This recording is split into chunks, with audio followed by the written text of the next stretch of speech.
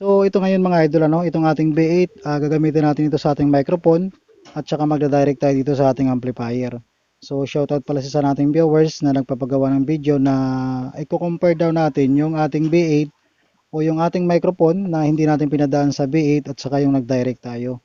So ito mga idol, ito kasing B8 natin, ginagamit ko talaga ito no. Gamit na gamit ko ito sa ating mixer. Sa mixer ko talaga siya ginagamit lalo sa ating mic effects. Pero dito sa ating amplifier, ginagamit ko rin siya. So, pag ginagamit natin itong B8 mga idol, may pagkakaiba talaga ano. Malaking pagkakaiba niya lalo pag ang ating amplifier na ginagamit ay mic volume lang at saka echo. So, hindi katulad nitong ating amplifier na Sakura ano, mayroon siyang mic volume. Bukod sa ating mic volume, mayroon siyang mic mid, mic bass at saka triple. So, kahit wala itong B8, mapapaganda natin yung ating microphone. Pero gagamitan pa rin natin siya ng BA dahil ito ngayon yung gagamitin natin na pang sound check itong ating Sakura. So ito idol ang gagamitin ko lang dito pag ginagamit ko lang siya sa ating microphone. No? Pang microphone lang natin itong BA. Ito lang ginagamit kong connector. Ayan, 3.5 to 6.35. So ito mga idol ano, mas okay itong gamitin yung ating B8 pag naka wireless microphone tayo. Maganda siya sa wireless microphone dahil pag gumagamit tayo ng mic cord, no, pag power on natin ang ating microphone, mayroong minsan tunog sa ating speaker. Pero pag wireless microphone ang ginagamit natin dito sa ating B8, talagang swabing-swabe siya at tahimik, no? Wala siyang ingay kung sakaling mag-switch on tayo ng ating microphone. So ito gamit na gamit ko ito sa ating wireless microphone na panggamit sa ating mixer at saka sa ating amplifier. So ito mga idol. Sound check. So ito yung ating microphone mga idol na pinadaan natin sa ating B8 sound card. So naka-dynamic microphone tayo.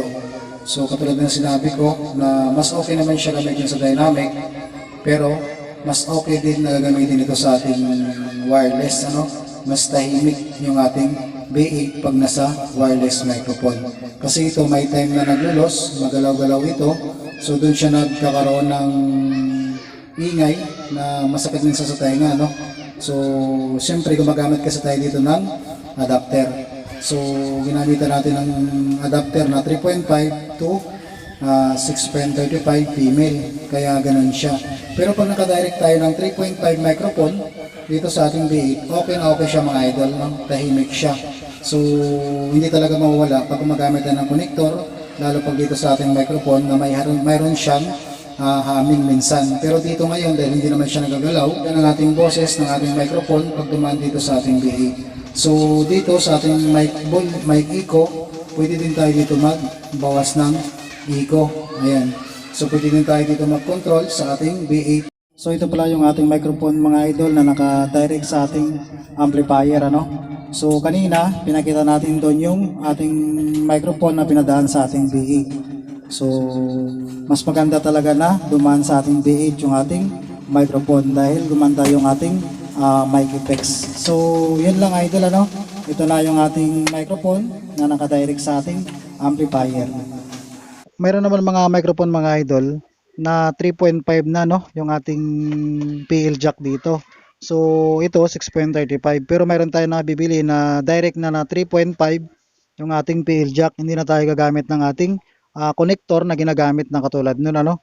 So pag ganon direct, mas tahimik yung ating microphone, mas maganda siya gamitin. So ganon din itong output natin dito sa ating B8 papunta dito sa input ng ating microphone. So mayroon naman tayo nabibili na 3.5 na direct na to ito 6.35 para hindi tayo maglolos ano. So naglolos kasi minsan yung ating mga connection kaya may ingay tayong naririnig.